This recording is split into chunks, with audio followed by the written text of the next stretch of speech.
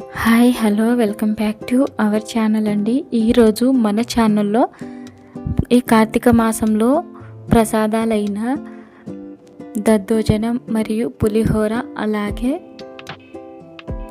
సేమియా పాయసం ఎలా ప్రిపేర్ చేసుకోవాలో చూద్దామండి. నేను ఇక్కడ గుడి దగ్గరికి క్యారీ బాక్స్ అయితే తీసుకెళ్తున్నాను. దానికోసం అనేసి లెమన్ రైస్ అలాగే దద్దోజనం మరియు సేమియా మూడింటిని తీసుకోపోతున్నాను. అందులోనూ కార్తీక పౌర్ణమి కదా, కాబట్టి ఒత్తులు కూడా తీసుకోపోతే సరిపోతుంది. కాబట్టి నేను ఇంట్లోనే ప్రిపేర్ చేసుకున్నానండి. 366 ఒత్తులు తీసుకొని వాటిని ఒక రోజంతా ఆయిల్లో నానబెట్టానండి. ఇంకా మూత అయితే పెట్టేసి ఇంకా దేవుని దగ్గరికి అయితే తీసుకెళ్తున్నాము. అంటే గుడికి తీసుకెళ్ళి అక్కడ కార్తీకాలు ఎలా జరుపుకున్నామో చూపిస్తాను. ఫస్ట్ అయితే సేమియాలు ఎలా ప్రిపేర్ చేసుకోనో చూపిస్తానండి.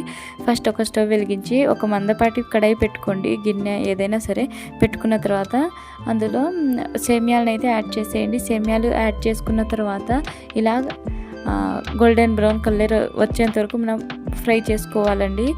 ఎందుకంటే కొంచెం అందులోని వైట్ కలర్గా కాకుండా కొంచెం కలర్ఫుల్గా కనిపిస్తుంది. అలాగే పచ్చిదనం ఏమన్నా ఉంటే తొందరగా వేడెక్కుతాయి. కాబట్టి అలా సేమియాని ఫ్రై చేసుకోవాలి. ఆ తర్వాత అదే ప్యాన్లోనే పాలైతే యాడ్ చేసుకునే వాళ్ళు యాడ్ చేసుకోవచ్చు. నేనైతే ఒక కప్పుకి 4.5 కప్పుల వాటర్ అయితే యాడ్ చేశాను. ఇంకా పాలైతే నేను హాఫ్ వంతు యాడ్ చేశాను. పాలైతే లేవు కాబట్టి మీరైతే పాలు ఎక్కువగా యాడ్ చేసుకోవచ్చు. అది మీ ఆప్షనల్ అన్నమాట. ఒక కప్పుకి 4.5 కప్పుల వాటర్ లేకపోతే పాలు ఏదైనా యాడ్ చేసుకోవచ్చు. నేను ఇక్కడ వాటర్ కూడా యాడ్ చేసేసాను. ఆ తర్వాత ఈ సేమ్యాలను అయితే యాడ్ చేసేసి అందులో యాలకులు ఉంటాయి కదా, యాలకుల్ని కొంచెం కచ్చాపచ్చాగా దంచేసి యాడ్ చేసుకున్న తర్వాత చక్కెర మనం ఒక బౌలే కదా తీసుకుంది సేమియా, దానికి ఒక బౌల్ చక్కెరతో పాటుగా ఆ బౌల్లోనే హాఫ్ వంతు అంటే పావు వంతు బెల్లం యాడ్ చేసుకున్నాను. ఇలా రెండింటిని కలిపి యాడ్ చేసుకోవడం వలన టేస్ట్ అనేది చాలా బాగుంటుంది.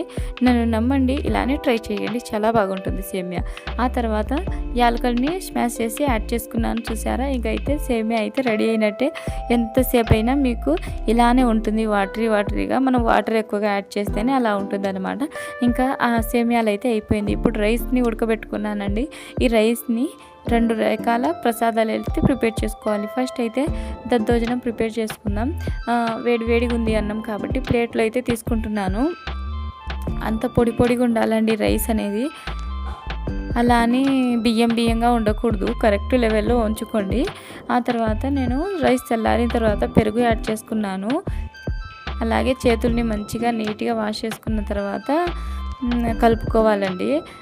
నేను ఇక్కడ ఎక్కువగా ఫ్రూట్స్ తినలేరు మా వాళ్ళు అయినా సరే అనేసి నేను ఇక్కడ దానిమ్మ గింజలు ఒకటే తీసుకున్నాను. చేతులను మంచిగా వాష్ చేసుకొని ఆ తర్వాత ఈ రైస్ని పెరుగుని బాగా కలిపేసుకోవాలి. పెరుగన్నంలాగా మంచిగా కలిపేసుకోవాలి. అసలు అన్నం ముద్దనే కనపడకుండా ఉండేటట్టుగా మంచిగా కలిపేసుకోవాలి.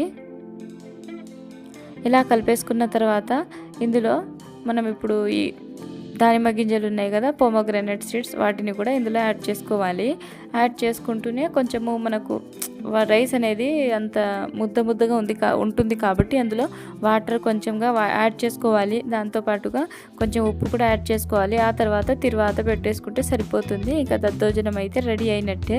తిరువాత పెట్టుకోవడం కంపల్సరీ అండి, అప్పుడే మనకు దద్దోజనం ఫ్లేవర్ అనేది అద్భుతంగా ఉంటుంది. ఆ తర్వాత ఇప్పుడు వేరే రైస్ అనేది ప్రిపేర్ చేసుకుందాం, పులిహోర. దానికి ఫస్ట్ అయితే స్టవ్ వెలిగించి కడాయి పెట్టేసుకొని అందులో తిరువాత గింజలు కూడా యాడ్ చేసుకున్న తర్వాత పచ్చిమిరపకాయలు అండి యాడ్ చేసుకోవాలి. ఆ తర్వాత చింతపండు రసాన్ని, నేను ఒక నిమ్మకాయ సైజ్ అంత చింతపండు రసాన్ని బాగా నానబెట్టుకొని పిసికి అందులో యాడ్ చేశాను. ఆ తర్వాత కొంచెం పసుపు యాడ్ చేసుకున్నాను. ఈ ప్రాసెస్ అంతా మీరు నాన్ వెజ్ చేయని పాత్ర ఉంటే అందులో యాడ్ చేసుకుంటే ఇంకా మంచిది. ఇంకా మనకు పులిహోర టేస్ట్లో మంచిగా మనకు అంత టేస్ట్ అన్నింటిని బైండ్ చేసేది బెల్లం కాబట్టి చిటికెడు బెల్లం కూడా యాడ్ చేసేసుకోవాలి. ఇక అన్నీ యాడ్ చేసుకున్న తర్వాత ఒకసారి కలిపేసుకొని అంత గుజ్జుగా ఏర్పడుతుంది. అప్పుడు మాత్రమే పక్కన ఉంచేయండి. చూసారా, ఇప్పుడైతే గుజ్జుగా ఉంది కదా. ఇప్పుడు స్టవ్ బంద్ చేసేసి ఇందులోకి మనం రైస్ని అయితే యాడ్ చేసేసుకోవాలి. ఇలా రైస్ని యాడ్ చేసుకున్న తర్వాత మంచిగా కలిపేసుకోవాలి. మంచిగా కలిపేసుకున్న తర్వాత ఇంకా మనకైతే చింతపండు పులిహోర కూడా రెడీ అయినట్టేనండి. ఇలా ఉంటుంది. రైస్ని కూడా కొంచెం చల్లారబెట్టుకొని కలిపేసుకోండి. ఈ విధంగా ఉంది. ఇప్పుడైతే అంతా రెడీ అయినట్టే. ఇప్పుడు క్యారీ బాక్స్లోకి తీసుకోవడానికి అయితే రెడీ చేసుకుందాం.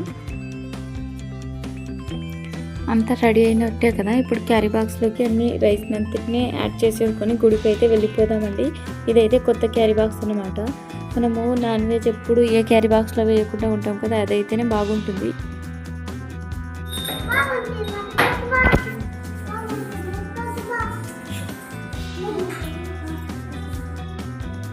ఇంకా దేవుణ్ణి మొక్కుకున్న తర్వాత వచ్చి ఇక్కడ పసుపు బండపైన పసుపు అయితే పూసేసుకొని ఆ తర్వాత పద్మపు ముగ్గు చేసుకున్నానండి. పద్మపు ముగ్గు గీశాను.